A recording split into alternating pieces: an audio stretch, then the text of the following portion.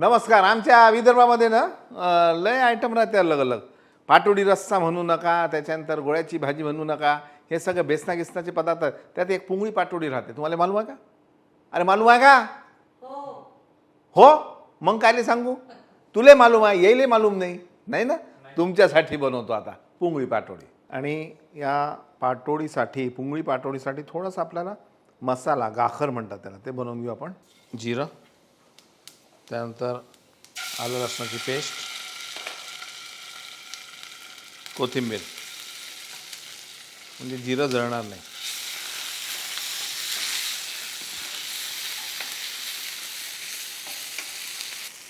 तीळ घालायचं यामध्ये, सुकं खोबरं, दाण्याचं कूट, हे सगळं व्यवस्थित आपण परतून घेऊ.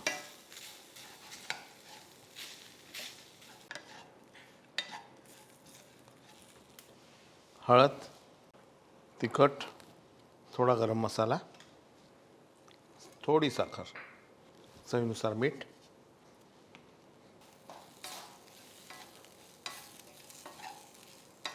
आणि हे सगळं व्यवस्थित आपल्याला भाजून घ्यायचं आहे कोरडंच. आता गंमत कशी असते की यामध्ये आपण तेल जास्त घालत नाही. का नाही घालत? कारण आपण जे सुकं खोबरं घातलं त्याला तेल सुटेल, तिळाला तेल सुटेल, दाण्याला तेल सुटेल, शिवाय आपण तेल घातलेलं आहे. आणि हे आपल्याला म्हणून यामध्ये तेल खूप असं जास्त नको, कारण ह्याचा जो ओलसरपणा आहे तो ओलसरपणा आपल्याला पुरेसा आहे. थोडं आमचूर पावडर, आता जास्त कोथिंबीर. ये बात.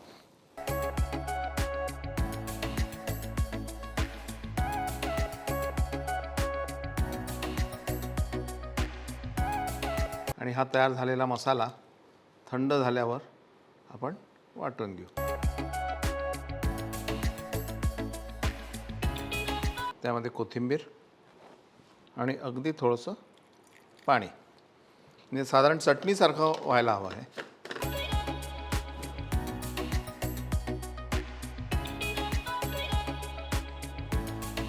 ही छान चटणी आपली तयार झाली. आणि पाटोडीसाठी आता थोडंसं चण्याच्या डाळीचं पीठ, साधारण वाटीभर, यामध्ये थोडीशी हळद, चवीनुसार मीठ, थोडं तेल, आणि हे आपल्याला व्यवस्थित भिजवून घ्यायचं. नेहमी जशी पोळ्यांना कणिक भिजवतो तशीच, फक्त थोडी घट्ट.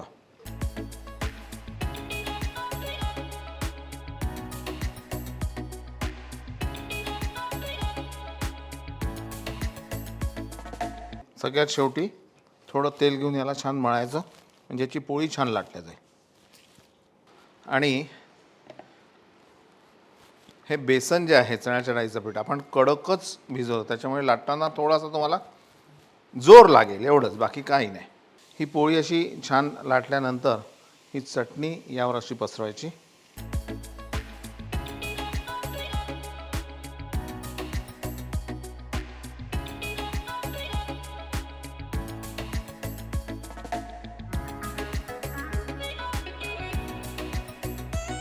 ज्या आकाराची आपल्याला वडी हवी त्या आकाराने हे पहिले कट करून घ्यायचं आणि हलक्या हाताने याला रोल करायचं, असं, खूप घट्ट नाही.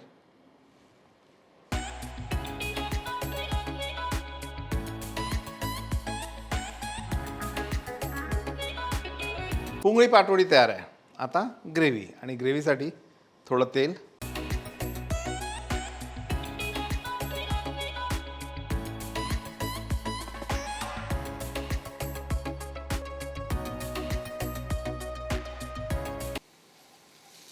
कांदा, ओलं खोबरं, हे ओलं वापरायचं आहे. मागाशी आपण वडीमध्ये सुकं वापरला. त्याला छान परतून घेऊ.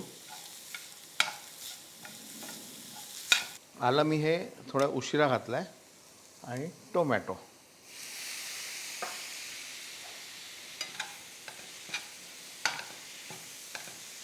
यांना छान आपण भाजून घेऊ आणि मिक्सरमध्ये बारीक करू.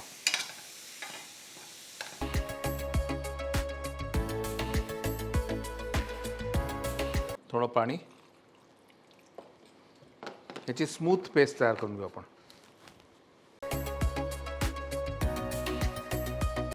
तेल. आता याला खसखसीची फोडणी द्यायची. आपण एक खसखस टाकली छान.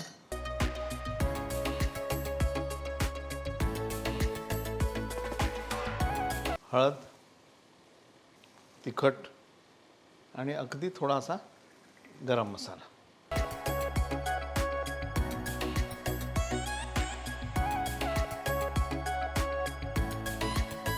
आता याला तेल सुटेस्तोवर आपण शिजवून घेऊ. आणि सगळ्यात शेवटी 2 तमालपत्र घातले आपण.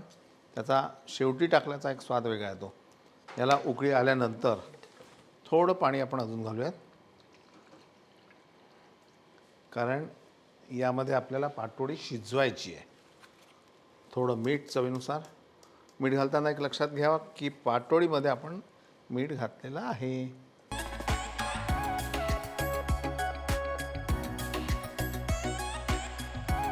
हे आता मंद आचेवर आपण शिजू द्यायचं. आणि मध्ये असं वाटलं की बाबा पाणी कमी पडत आहे तर गरम पाणी घालायचं. मंद आचेवर झाकण ठेवून उकळून घेऊ. पहिले छोट्या चमच्याने अशी बाजूला करायचं, नाहीतर कित्येक वेळा चिकटलेले असतात. हे आता वर येत आहेत म्हणजे समजायचं की ऑलमोस्ट डन. एक 5 मिनटं अजून त्याला उकळून घेऊ. आणि आता तमालपत्राचा उपयोग झालेला आहे, ते बाजूला ठेवायचं. आता हे छान झालेलं आहे. वर येत आहेत, आपण याला काढून ठेवू.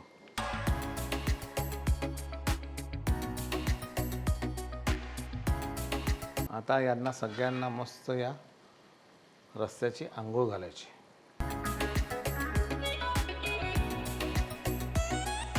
यावर खोबऱ्याचा किस, बारीक चिरलेली कोथिंबीर.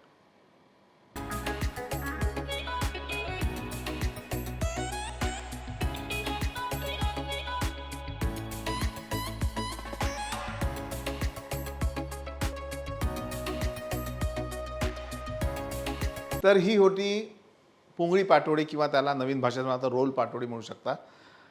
याच्याकडे पाहिल्यानंतर तुम्हाला असं वाटत नाही की जे रोल पनीर मसाला असतो, किंवा मग आपण पनीर पसंदा हा जो प्रकार असतो, त्याच्यात तोडीस तोड आहे होई.